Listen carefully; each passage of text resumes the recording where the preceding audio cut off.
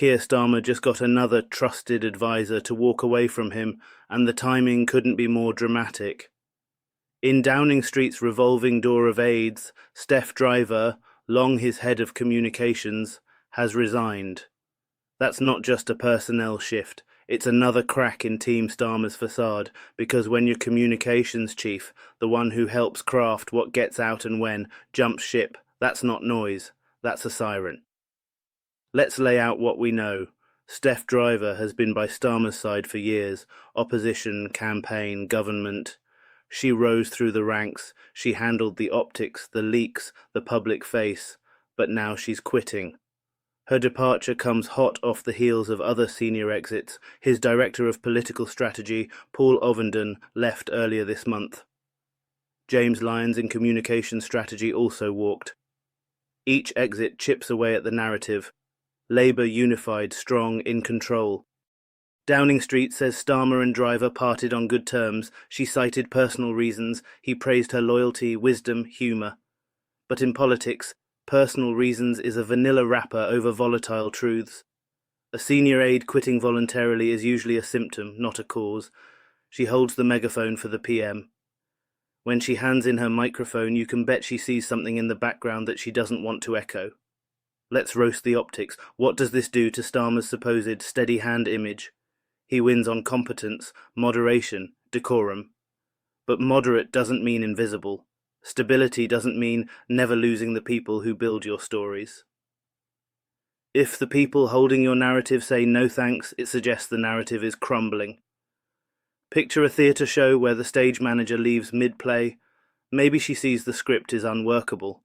Maybe she's tired of rearranging the lie. Now remember the leaks over Labour Together and donations. Remember the uproar over how McSweeney's team allegedly misreported £700,000 in donations.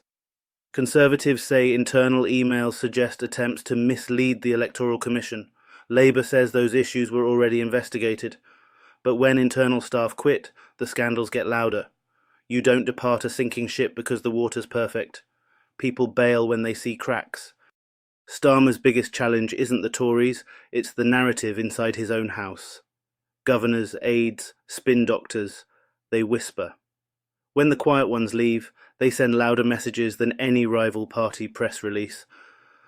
Let's widen out. This is not a unique moment.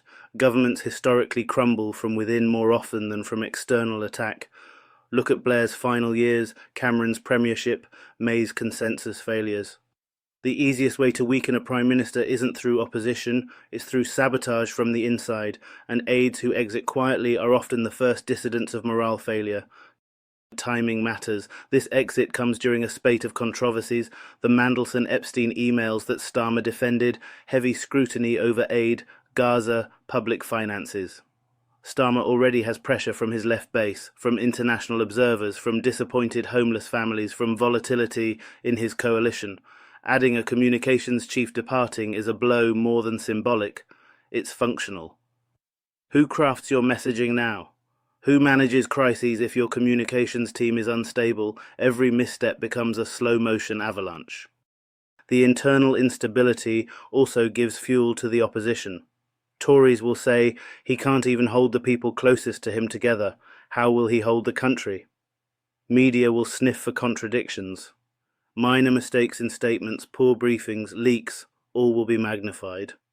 When your comms engine is broken, you are a government trying to steer blind. Starmer now has options. Act decisively.